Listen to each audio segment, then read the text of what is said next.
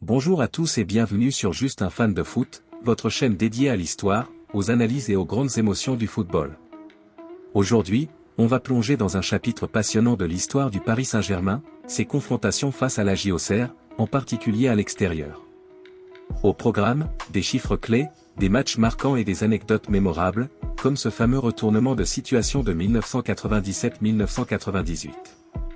Alors restez bien avec nous jusqu'à la fin et, surtout, pensez à aimer cette vidéo, à vous abonner si ce n'est pas encore fait, et à partager vos souvenirs de ces rencontres en commentaire. Avant de commencer, un mot concernant la Coupe de France. Le tirage au sort des 32e de finale de la Coupe de France 2024-2025 a eu lieu au Parc des Princes ce lundi 2 décembre, en présence de Javier Pastore, Griet Jembok et Elohim Prandi. Les Parisiens affronteront le RC Lens au stade Bollard de Lille le dimanche 22 décembre 2024 à 21h. Place au jeu.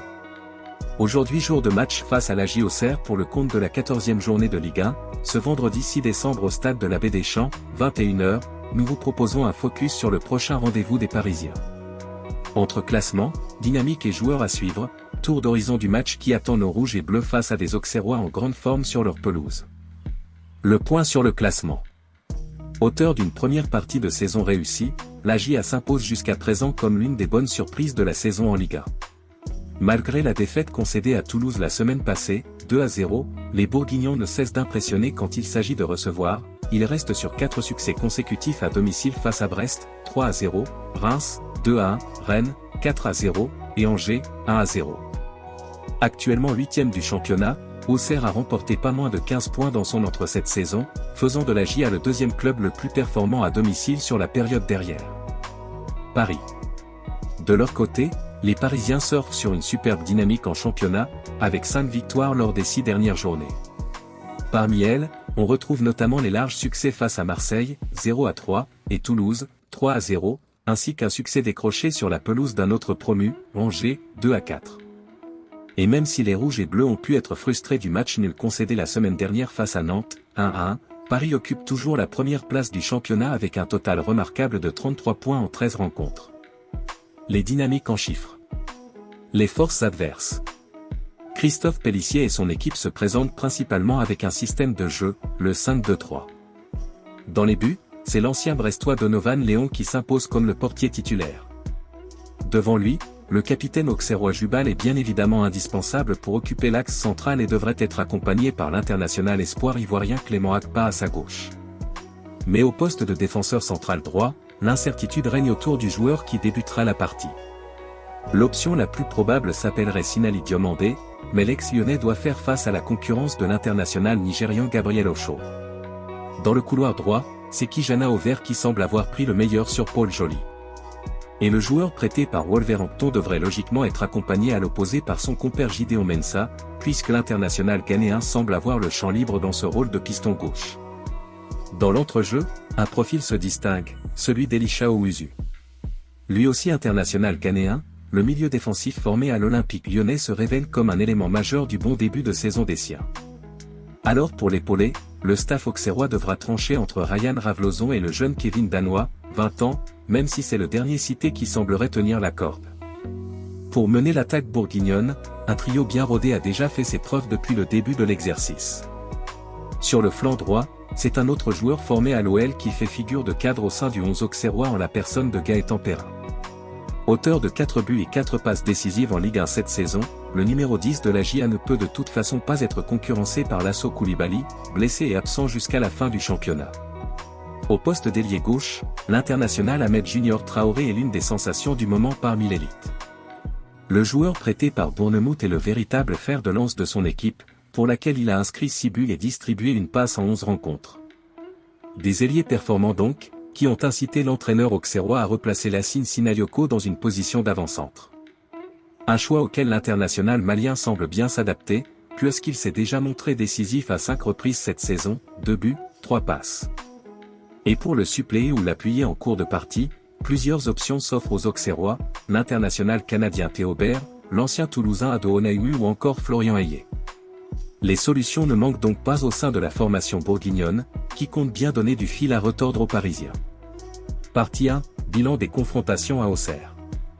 Le PSG a affronté l'AJ Auxerre en Bourgogne à 37 reprises en match officiel, et il faut le dire, le bilan est plutôt mitigé. Avec 11 victoires, 11 nuls et 14 défaites, Paris n'a pas souvent eu la tâche facile.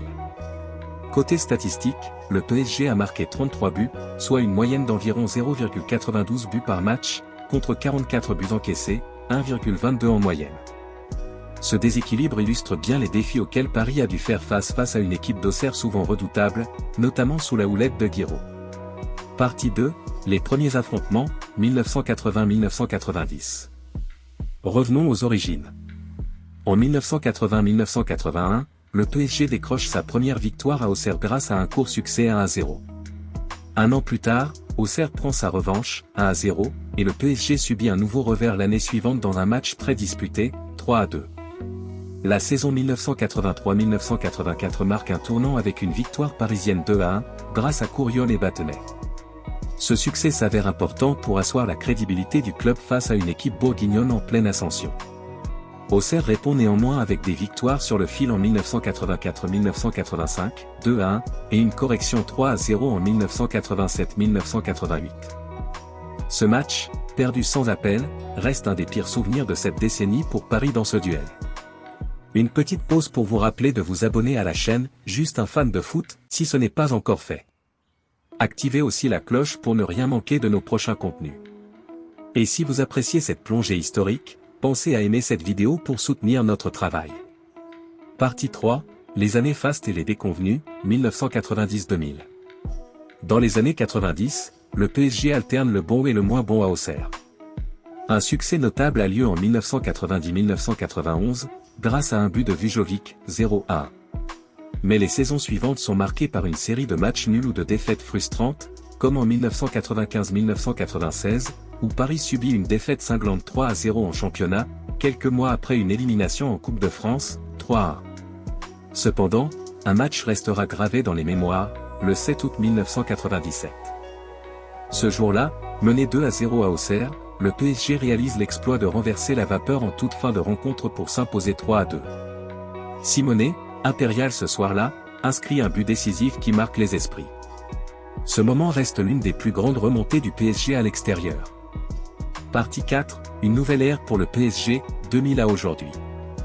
Dans les années 2000, le PSG continue de souffler le chaud et le froid à Auxerre. Des matchs nuls comme en 2003-2004, 1-1, alternent avec des défaites frustrantes, notamment en 2004-2005 en Coupe de France, où Paris, pourtant en avance de 2 buts, s'incline 3-2.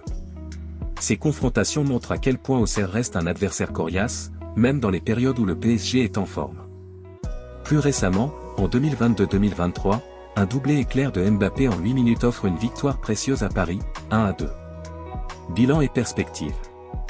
Avec ses 37 matchs officiels à Auxerre, le PSG garde des souvenirs mitigés, oscillant entre exploits retentissants et désillusions marquantes.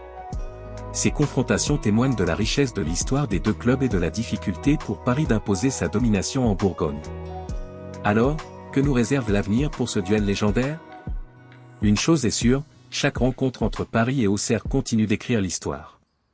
Pour finir, voici la liste des 19 joueurs qui ont porté les couleurs des deux équipes: Joël Batz, Edouard Cissé, Oumar Dieng, Alex Jorgen, Alain Goma, Rudy Haddad, Gérard Allais, Bonaventure Kalou, Yann Lachure, Gérard Lantier, Ronan Lecrom, Dominique Lecolli, Peggy Luindula, Stéphane Mahé, Didier Martel, Franck Morel, Alain Roche, Kerui Zatil. Merci d'avoir suivi cette rétrospective sur Juste un fan de foot. Si vous avez apprécié ce voyage dans le passé, n'oubliez pas de vous abonner, d'aimer et de partager vos souvenirs ou analyses en commentaire. Votre soutien est essentiel pour nous permettre de continuer à vous proposer du contenu de qualité. À très bientôt pour une nouvelle vidéo.